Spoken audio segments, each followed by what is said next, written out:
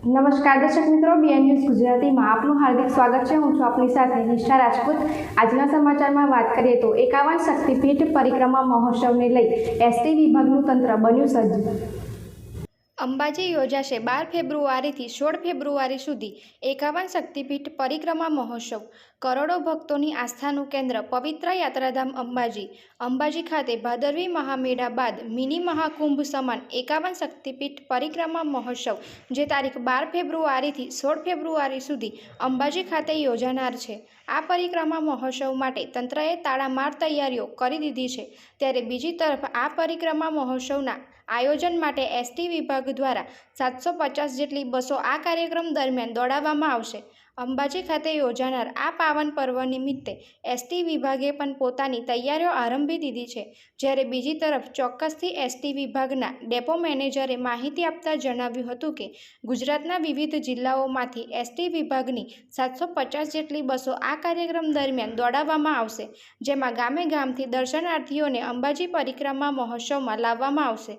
સાથે જ આ કાર્યક્રમમાં સમયગાળા દરમિયાન સુચારુ અને સુંદર વ્યવસ્થા થાય, યાત્રિકોને કોઈ જાતની અગવડ ન પડે તે માટે પણ એસટી વિભાગ સતત ખડે પગે રહેશે।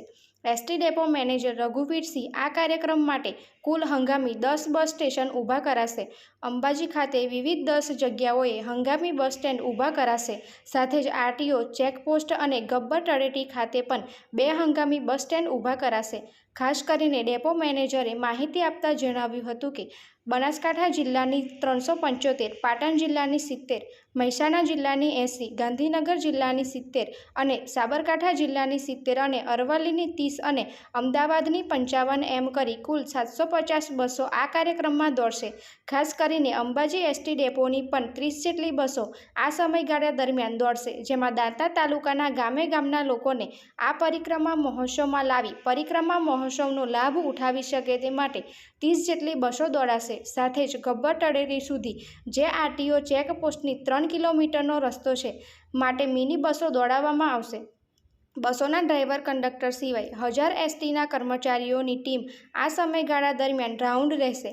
મળતી માહિતી પ્રમાણે 750 જેટલી બસોના ડ્રાઈવર કંડક્ટર સિવાય એસટી વિભાગના 1000 જેટલા કર્મચારીઓ આ સમયગાળા દરમિયાન રાઉન્ડ ધ ક્લોક કરી રહી અને સુંદર અને સુચારુ વ્યવસ્થા થઈ શકે, સાથે જ દર્શનાર્થે આવનાર યાત્રિકને કોઈ જાતની અગવડ ન પડે તે માટે રાઉન્ડ ક્લોક ખડે પગે રહી અને વ્યવસ્થામાં જોડાશે। તમામ યાત્રિકોને નિઃશુલ્ક મુસાફરી આ સમયગાળા દરમિયાન કરાવવામાં આવશે।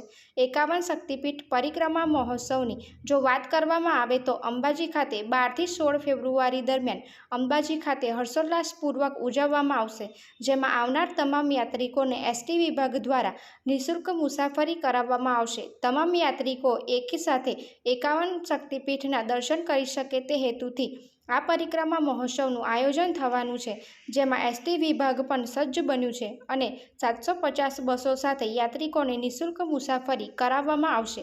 Reporter Rahul Vanjara, BN news Gujarati, Ambaji. પરિક્રમા મહોત્સવમાં એસટી નિગમ 750 બસો દ્વારા સંચાલન કરનાર છે, જેમાં અલગ અલગ જિલ્લાઓમાંથી બસો આવનાર છે।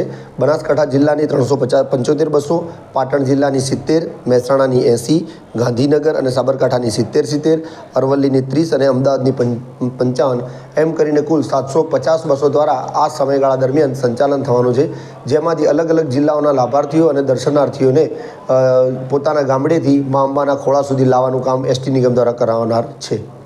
આ સમયગાળા દરમિયાન 12 થી 16ના સમયગાળા દરમિયાન 8 હંગામી બસ સ્ટેશનો બનાવનાર છે, જેમાં અલગ અલગ જિલ્લા અને તાલુકા વાઇઝ પાર્કિંગ થશે, જેથી કરીને આવનાર મુસાફર જનતાને કોઈપણ પ્રશ્નનો સામનો ન કરવો પડે। વધુમાં ગબ્બર તળેટીથી આરટીઓ સર્કલ સુધી જે 3 કિલોમીટરનો રસ્તો છે ત્યાં પહોંચાડ્યા બાદ ત્યાંથી ત્યાં જવા માટે ફેરી સર્વિસમાં મિની બસોનું સંચાલન થશે। એ 8 સિવાય 2 પાર્કિંગ સ્થળો ગબ્બર તળેટી અને આરટીઓ સર્કલ પણ રોકાનાર છે। સમગ્ર પરિક્રમા મહોત્સવમાં એસટી સ્ટાફનો કેટલો સ્ટાફ રોકાયેલો છે? ટોટલ 750 બસો સાથે જે પણ ડ્રાઈવર કંડક્ટર રહેશે, એના સિવાય આ તમામ સંચાલનને સારી રીતે કરવા માટે અધિકારીઓ અને કર્મચારીઓની 1000 જેટલા કર્મચારીઓની ટીમ આમાં જોડાયેલી રહેશે, જેથી કરીને આવનાર દર્શનાર્થીઓને કોઈપણ પ્રકારની મુસીબતનો સામનો ન કરવો પડે। આમાં આપણા અંબાજી ડેપોની પણ કેટલી બસો દોડશે?